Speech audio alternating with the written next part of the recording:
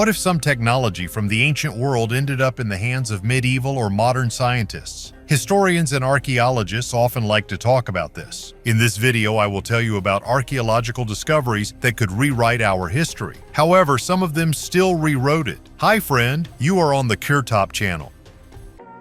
Medieval prosthetic hand.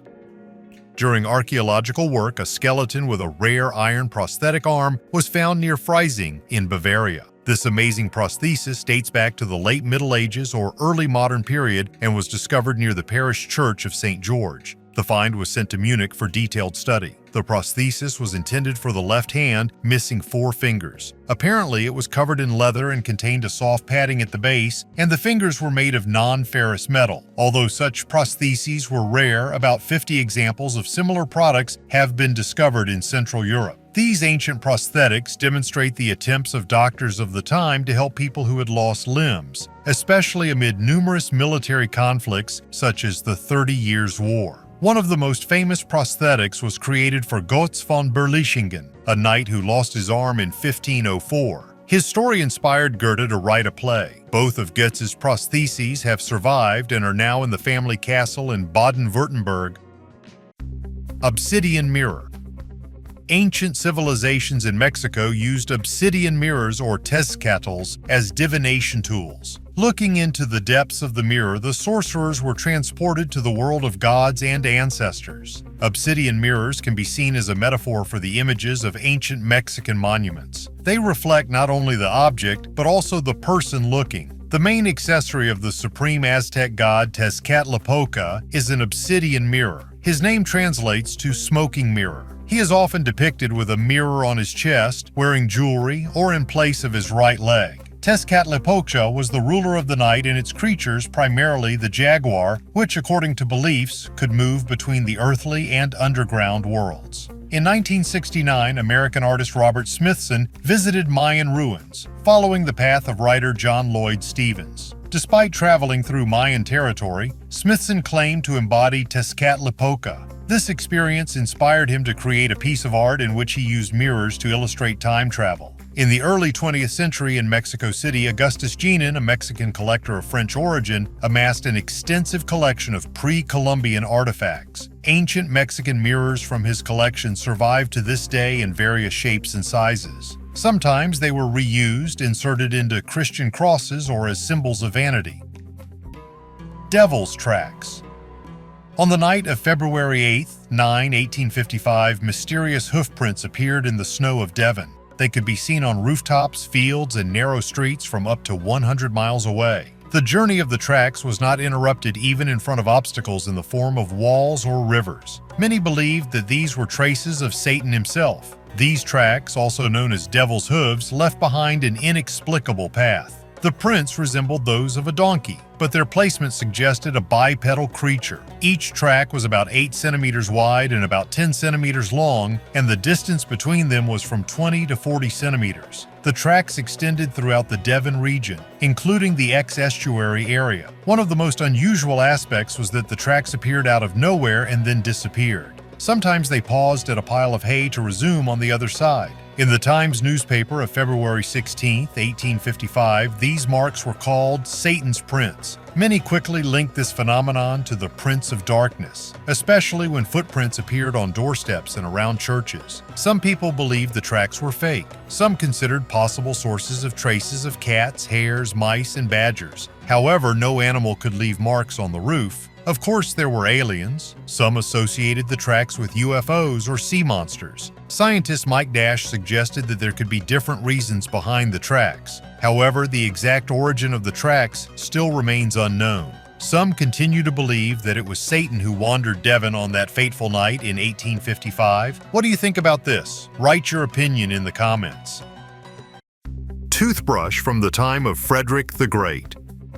In Potsdam, the capital of Brandenburg, researchers have discovered traces of early modern industrial activity, including the remains of 3 mills that operated from the mid-17th to the mid-19th centuries. These mills were associated with a noble estate, on whose territory the first carriage depot in Germany appeared in 1838. This depot served to service the first Prussian railway line between Berlin and Potsdam. Later, its area increased significantly. The depot existed for more than 150 years and closed in 1999. Now, the territory is intended for the creation of an innovation center. According to Christoph Krauskopf from the Office for the Protection of Monuments, there is a map from 1863 that shows the mills. In addition to the foundations, the researchers found details of the water supply system from the Newt River. Other finds included fragments of tiles with the monograms of Prussian monarchs, shards of ceramics, clay whistles, and a wooden toothbrush.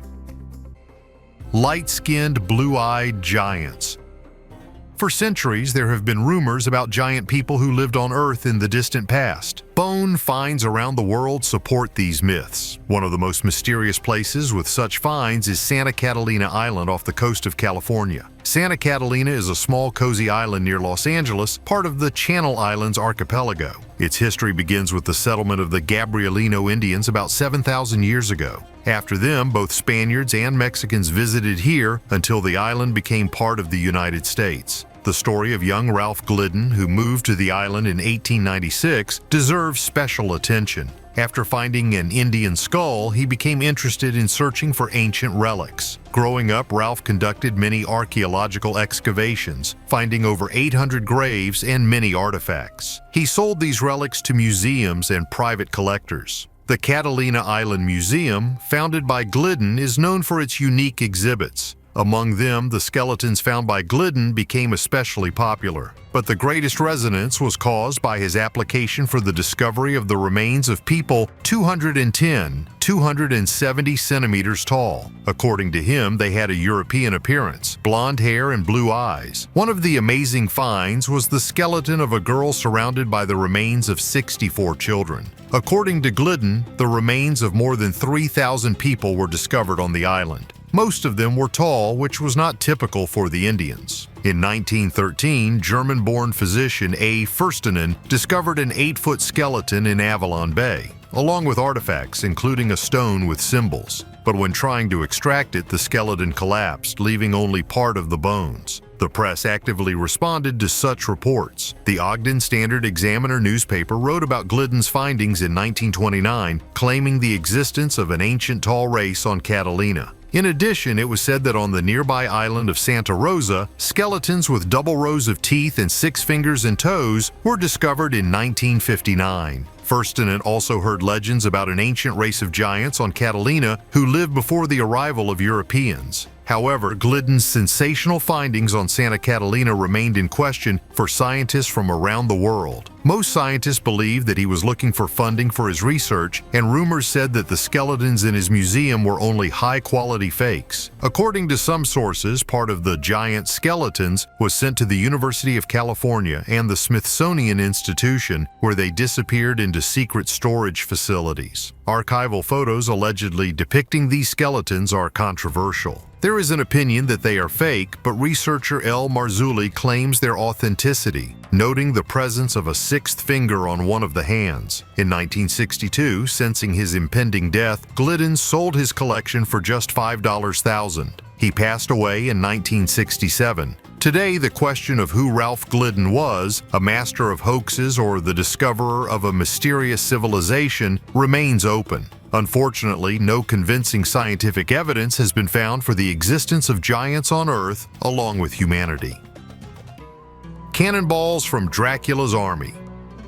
Count Dracula is known to many as a bloodthirsty vampire who hunts his victims with the help of supernatural abilities and sharp fangs. However, the real person behind this name, Vlad the Impaler, was far from the mythical image created by Bram Stoker. Ironically, the real Vlad preferred to use cannonballs rather than fangs. Recent excavations in the town of Svishtov, Bulgaria have uncovered cannonballs that may have belonged to Prince Vlad III, also known as Vlad the Impaler. This ruler, who became the prototype of the legendary Dracula, was known for his brutal methods of warfare, especially against the Ottoman Turks. A particularly interesting moment in his military career was the conquest of the Zishtov fortress in Svishtov. Recent archaeological finds of cannonballs likely indicate that these cannonballs were used by Vlad during this siege. These cannonballs were designed to fire culverins, early cannons used in the 15th and 16th centuries. Vlad the Impaler tried to retake territory captured by the Turks, who had controlled the region since Roman times. After successfully conquering the Zishtov fortress, Vlad turned it into his residence. Although artillery was an important part of his siege tactics, his sinister reputation stems from his preference for executing his enemies by impaling them.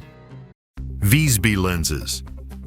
A favorite pastime of archaeologists and historians is playing what if. Many moments from the past, even seemingly insignificant ones, could radically change the course of human history. For example, what if the so-called Visby lenses fell into the hands of an early medieval scientist and he began the study of optics in Europe 500 years earlier? The Visby lenses are a collection of high-quality optical lenses found on the Swedish island of Gotland in 1999. They date back to the 11th and 12th centuries and are made of quartz. Some lenses show signs of alteration, probably for mounting in the silver frames that make them so recognizable. These lenses are reminiscent of the reading stones of Abbas ibn Firnas. This suggests that the lenses were produced in the Byzantine or Islamic empires, then brought to Scandinavia and remade to suit local tastes. Lenses of this type could be used as magnifying glasses for reading or for viewing the details of objects. They could also serve as decoration. Interestingly, when compared with modern lenses, the image quality of antique lenses is almost as good. However, the origin of the lenses remains a mystery. The appearance and disappearance of these lenses in the Scandinavian world raises questions. Did they buy the first lenses or receive them as trophies? Did an Islamic or Byzantine artisan come to Gotland? Or was it the creation of a brilliant inventor from Gotland? Regardless of the origin of the lenses, the question can be asked. What if they had fallen into the hands of the inventor who created the telescope 500 years before Galileo? What if Vikings could explore our solar system?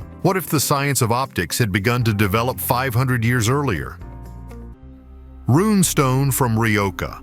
An ancient runic inscription on a stone found in southern Sweden at Edishög is the longest in the world. Many experts believe that this is an epitaph in memory of the warrior Vamuda created by his father. However, Swedish scientists who studied the text concluded that the stone also reflects fear of the coming climate crisis, in particular global cooling. Researchers suggest that the text refers to the consequences of the cold snap of 536, which caused famine, mass migrations, and conflicts. This crisis could have caused the Scandinavian population to halve. The text also mentions battles under the reign of Theodoric, possibly referring to Theodoric the Great. However, scientists believe that there may be an additional subtext: the struggle between light and darkness, life and death. According to archaeology professor Bo Graslund, the text can record terrible natural phenomena such as a solar storm or an eclipse. They could provoke fear of the approach of Fimbulwinter, the apocalyptic winter from Norse mythology. Varna gold treasure. The oldest processed gold was found not in Egypt or among the ancient Sumerians, but in Bulgaria, near Varna. Some researchers consider the Varna culture to be the first European civilization. Radiocarbon dating also confirmed the antiquity of this gold. It was dated to the 5th millennium BC. Gold was accidentally discovered in the 1970s by excavator operator Ryko Marinov, who was later even awarded. Research at the site continues, and approximately 300 graves have been discovered so far. Gold finds from Varna indicate extensive trade relations of the ancient Varna culture, which may have exported rock salt. Interestingly, shells of the mollusk Spondylus were found in the graves, which could have served as money. Notable finds include a golden boomerang, believed to be an Australian invention, and gold-plated pottery. The two golden bulls are striking in their ratio, reminiscent of the golden ratio, and are associated with the principles of constructing the Cheops pyramid. Scientists also highlight the similarity with the English Stonehenge. There are 56 protrusions on the amulet in the form of a golden bull. The same number of round holes were found in Stonehenge. Fascinating coincidences of history, isn't it? The golden treasures of Varna number more than 3,000 artifacts weighing a total of 6.5 kilograms, the bulk of which were found in 3 special graves, including grave number 43 with the remains of a possible ruler. This man was impressively tall for his time, 1.75 meters. Buried next to it are a variety of gold objects, appliques, rings, necklaces, objects that could be symbolic images, as well as weapons and tools with gold details. In addition, the grave contained many objects made of copper and other materials such as stone, flint, and shells. Of particular note is a bracelet made of gold cylinders, considered the most ancient of gold items, and grave number 36, where over 850 gold artifacts were discovered. These items confirm the burial of a person of royal family. The story of a condemned man. The justice system is not without flaws. Sometimes innocent people end up behind bars. However, the story of Will Purvis is an example that miracles do happen. In 1893 in Mississippi, Will was accused of killing a neighbor due to a sudden quarrel. Purvis confirmed the existence of a conflict between them but categorically denied murder. He had no defense witnesses. The jury sentenced him to death. When he was taken out of court, he exclaimed, "I will outlive you all." It seemed like empty words back then. However, when he was led to execution in 1894, something incredible happened. The noose did not block his breathing and the rope came undone. The crowd decided that this was a sign from above. The sheriff, sensing the tense situation, took Will back to prison. Despite appeals, the verdict remained in force. Will's friends did not leave him. They organized an escape. The change in power and public support did their job. Will was offered life imprisonment instead of the death penalty if he surrendered. Purvis agreed, and later the public began to put pressure on the governor so that Will would be completely released from responsibility due to the lack of evidence of his guilt. The governor had to agree. As the years passed, the truth came to light. On his deathbed, a certain Joseph Beard admitted that he was the killer, not Purvis. Will, whose name was cleared due to many circumstances, passed away on October 13, 1938, just a few days after the death of the last of the jurors who sentenced him to death. What do you think? Was the incident on the scaffold a miracle or a sign? Leave your comments under the video. Share this video with your friends and don't forget to subscribe to the channel if you haven't done so before. Thanks for your views. Bye, everyone.